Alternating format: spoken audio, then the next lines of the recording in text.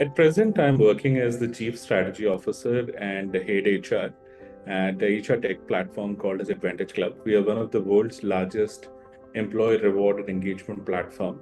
Prior to this, I was working as the head of HR for Concentrix, managing India, Malaysia, Vietnam, Thailand, and Indonesia, all the countries. Prior to this, I have worked as the head of HR in various capacities in HR roles across organizations like Cipla, Punch Lloyd, so on and so forth. From a qualification standpoint of view, I'm a graduate from Symbiosis, plus I am MTech. And I've done some bit of work in the HR industry, which has also brought some bit of accolades for me. I received Great People Manager Award for 2020 from GMI and Forbes India. And there are 6 more awards during the same time that I got from magazines like Economic Times, People Business, Times Ascent, AC, EF, and most important, the most 100 most influential tech HR leaders in India by World HRD Congress. So that's something about me. And in my free time, I'm an avid video editor. I run a formal YouTube channel called as True Tech Reporter. So that's what I do. And I love traveling. By now, I have traveled in almost around 52 countries across the world. And I've handled personally HR in more than 20 countries across the world. So that's what I do in my leisure time. And video editing and traveling is my hobby. So that's what I do.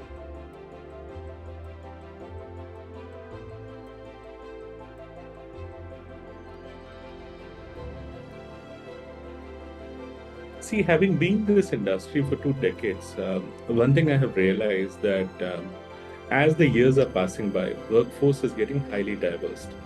And not only diverse, but at the same time, they're getting dispersed too. It has become reality. And being inclusive is the need of hour. Now, the question and the larger part is, what do we do? Or as your question said, that what are the effective steps or policies that I have taken in my past or in my present role that help my organization build an inclusivity is that one, it has to be a part of your culture. And I'd say that imbibe it by design. Like in one of my previous organization, we didn't have value statements as in like value which are written and you see them written on the walls everywhere, but we had culture statements, and we had statements instead of just one abbreviated word or 2 words. We had culture statements which define who you are, and in those definitions it was clearly evident that I could be contrarian, I could be bold, I could be coming in from any view, but my views, my caste, creed, culture, religion, for wherever I come in, my diversity, my orientation, it would be respected by the organization. It is by design as a part of the culture statement. Or if you have values, then you need to be imbibing it by design. That impacts at all the level. Most of the time, you would find people when talk about inclusivity, they'll say that start from the top. Now it's very difficult sometimes. Reason being because you have diverse view everywhere, and when you have diverse view, how do you bring inclusivity?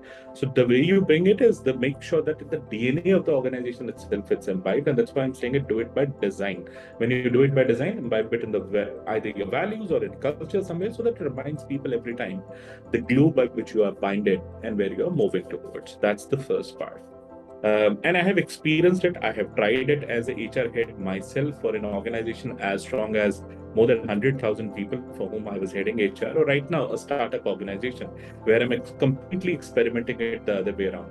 Whenever you make it a part of the culture and design, it works beautifully well. That's one. Second is, it's a small little initiative that I tried, but it works wonderfully well, which we call it as listening circles and ear for all. And that's a very important step in inclusivity, that whenever somebody has any concern, any suggestion, anything to talk about, there is an ear for hearing. And that is very, very important. Why I'm emphasizing slightly more on that is that whenever there is, so often when people come to you, they either come with either a query or a suggestion, failing which, if there is nobody to hear them, it becomes a kind of a concern, and ignoring concern, it becomes an escalation, and then it becomes a sour point. And people feel that I'm not been included. My thoughts or my ideas or my concern have not been heard, or I've been ignored. And that's why very important. And that's also a fundamental rule of employee experience or customer experience, that listen to your employees or listen to your customers first if you want to create a great inclusive environment. So I'd say that listening circles, and it's more of an kind of an OD initiative in which people from different stratas within the organization are called in a small and gathering room where they sit across the table, and it's more of a listening circle where there is a moderator and people express themselves freely. But what listening circle does is it gives you attributes or triggers where are you missing on critical points of inclusivity, and there is a ledger which is maintained, basis which in a very subtle manner you go and eradicate those barriers which are creating those kind of issues in creating an inclusive culture. And HR teams work meticulously. And whenever the next listening circle initiative begins, you always start by saying that in the previous listening circle forum or session, we had these concerns, out of which we have eradicated or we have removed or we have at least tried working on four of them or six of them, and show people that there is a progress and we are listening to you. And listening circles also happens a very, very open event, and they cannot talk about promotions. So things that are like anyway is going to be discussed in other forums are not discussed in listening circles. So people who know about listening circles, it's a great initiative. And if any one of your viewers have more questions about listening circles, they can write in the comment. I'll be very happy to take them through what this entire initiative is all about. So I'd say that listening circle is a very, very important, a powerful tool in creating an inclusive culture. The third and most important point, which I'm doing it in my present job, and I'm doing it beautifully well for more than 1,000 corporate in 100 countries. And when it is implemented in 100 countries, obviously it has an impact. And right now, as an organization, we're doing a very, very close study on how the impacts are then translating into organizations' profitability. Because I've seen inclusive organizations have a better culture and they have better profitability. And that is that engage, reward, and celebrate. And it's a three-step process. And also the third step in my answer that I'm sharing with you is that engage people first by design, and then don't forget to reward whoever has shown the best. And once you reward, then do not shy away in going out in public and socially celebrating it together. Because things which are celebrated are always been those things which people remember. They leave memories for life. And people appreciate those good behavior. And when good things are appreciated and goodness is spreaded all around, we all know like a dopamine effect, it multiplies from people to people. And I would say that when you see a positive, inclusive behavior, which is a strong foundation, you need to make sure that those people are engaged by design, rewarded by design, and celebrated by design. So a slightly longish answer, but I'd say that these three things are very, very important if you want to create an inclusive environment. But yeah, there is no end to it. It's an ongoing process, I'd say that.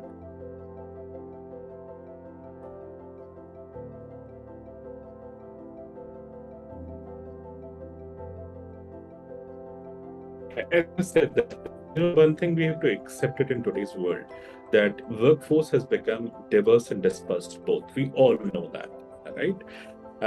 Impact of technology is absolutely inevitable. Inevitable the way we live, inevitable the way we work, inevitable the way we even going to be working in the future. And events like pandemic have actually multiplied the pace of technology infusion even at work. When I say that, things like, and I'm talking about era which is post-pandemic, things are like big data, ML, AI, blockchain, bots, as you mentioned too, universal translators, IoT, Meta as a universe, human-computer interface, Web 3.0, it's endless. And you see all these technology, either solo or in hybrid, are used across various platforms to make sure that by the end of the day, human resources as a function is utilizing them for the betterment of their employees. And the answer to your first question is that, my view, the future of HR is full of tech. And I think I'll not be very surprised if some kind of a tech nomenclature already would be infused or will get infused in the HR function itself, like you already have an HRIS function. So that way I'm not even very sure in some organizations have already embarked on a new function within HR called as HR digital or HR transformation or something like that. So the answer to first question is yes, it's inevitable, it's already happening, and that's the future. The second is that what is this tech doing to us? Is it counterproductive or is it productive? So let's look at this tech, why we are doing this tech in HR for our staff, for our employees. We're basically doing it to make sure that we have a better employee experience. A better employee would serve a customer better. A better customer would obviously give you a better profits, and a better profits would obviously make the company good. And obviously, if the company grows, then everybody grows it along with the entire ecosystem. So by the end of the day, I would say that whenever a tech is infused into any experience that you're trying to build in, experience is everything with anything that you do. It's very, very essential. I'll again repeat it. Experience is everything with anything that you do. It's not about technology alone. But when you use technology, it multiplies the X factor. And it helps you build a very, very strong employee value proposition that we are an employer which cares for the employee. We are an employer which is very progressive in nature. We're an employer which is very, very concerned about who you are and how can we make your future better. So that shows promise from the side of an employer that we have a great company and a great culture in offering. Obviously, in my particular opinion, it multiplies the productivity. But at the same time, you have issues like moonlighting and a couple of other issues which also come along with that. Because when people have more leisure time at hand, they will be utilizing their time somewhere else. I'm not going to talk about whether that's right or wrong, but in my particular opinion, a great experience would give better productivity, and HR tech is the future of HR.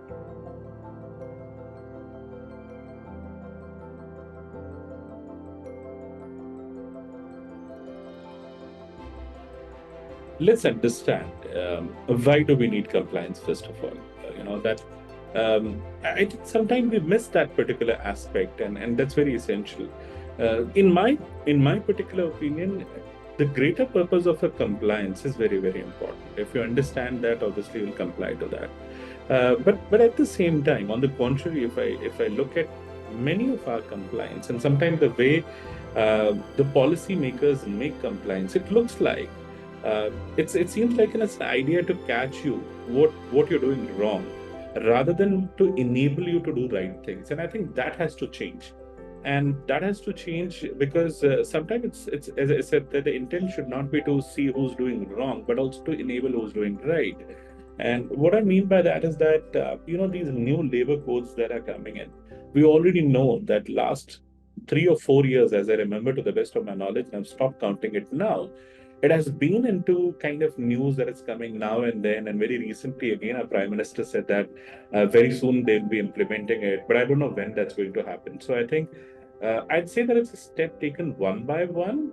Government of India has already taken one step towards it in terms of collapsing so many earlier labor laws and bringing them to four labor codes and taking the first step. But at the same time, it has got a lot of ambiguities.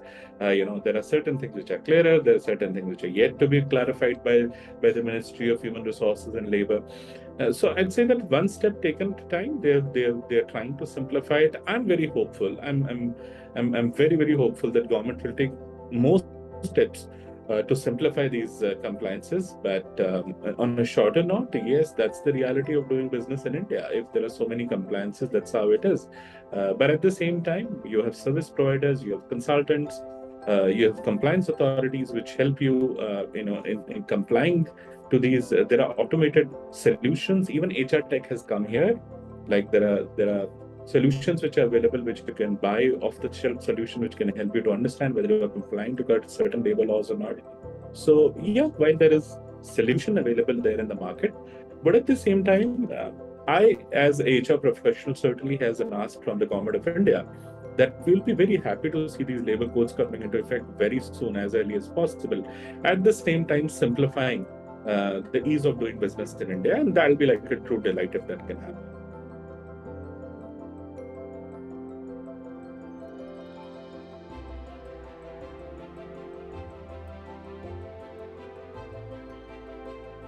So there are three aspects to it. How I look at it now. Okay, the first aspect is that it's first aspect is first of all awareness. And we since we're talking about digital transformation, let me take you 4 years or 5 years back. Uh, there was digital, this word which existed at that point of time, and a lot of companies which were trying to even define what is digital. Somebody was calling a business process reengineering as digital. Somebody, a small minor automation, they were calling it digital. Somebody who'd done a little bit of process engineering plus automation plus something else was calling it automation, digitization. So first of all, the definition of digitization in the last 5 years have immensely grown from what it is to what it is today. So I say that awareness is phenomenal in last 5 years. At the same time, in last 5 years, every university today has a course on digital. That's something very surprising. You would have not seen such kind of spreading of like infection. If there's a pandemic which is spreading in the whole world, digital as courses you would see are now being offered in any university. And I just request if you just go back and 5 years back, even open brochure of a single university, there was no mention of the word digital anywhere in any of the courses. So the beauty of digital is that the awareness is created much more than what it's expected to be. So that's great. Thumbs up for that. Second, when solutions started coming all across, you're absolutely right. There are YouTube universities, there are WhatsApp universities, there are formal platforms which have offered it as a course, and those are great content, by the way. Content offered by platforms like Udemy, Simply Learn. I can go on and on and on. There are so many platforms which are available wherein these courses are available off the shelf by some of the best experts in the industry. They're very high quality courses. So I say once the awareness is built, people have tried acquiring it as a skill. So second stage is the acquisition of a skill. They've acquired it, they've got it, they've understood it. But the things which they lack is experience. And to actually imbibe digital transformation, you need to do two or three large projects. And digital transformation happens in different arenas and areas, and there are aspects to digital transformation, whether you're doing it, in terms of data, customer, competition. These are five different dimensions of digital transformation in which you do digital transformation. Now, what became as a challenge is there are a lot of, and in fact, I hired such people whose awareness and acquisition of skill is great, but when it comes to applicability, there is suddenly a drop. So what we do is we hire people with very high degree of awareness and skill acquisition that they have done. And under a senior program manager or a project leader who's experienced, ample experience, we provide these new leaders, or I would say that these new managers, more practical experience and job of how do you digitally transform a particular problem, and then offer multiple solutions around it. Because one of the beauty of digital solutions just doesn't offer one solution. It offers a great experience, but at the same time, a solution which caters to multiple. So we make sure that one of the experienced project managers navigate and ensure that he creates another set of pool within the organization. So if all three things together, that means awareness, acquisition, and experience, all three together. And now I can tell you that since the pandemic is over, 12 months in our operation, I'm very happy to share with you that there was a time when we had paucity of skills and skill gap was clearly visible. But today, I'm so happy to share that we are up to the mark, and the planning that we had done a year back and the strategy that we've used of awareness, acquisition, and experiment has worked for us. And today we are in a comfortable space. But yes, growth is posing more challenge for us. So we are still hungry for more talent, and we are looking forward for more avenues now how to hire them. That's where it is.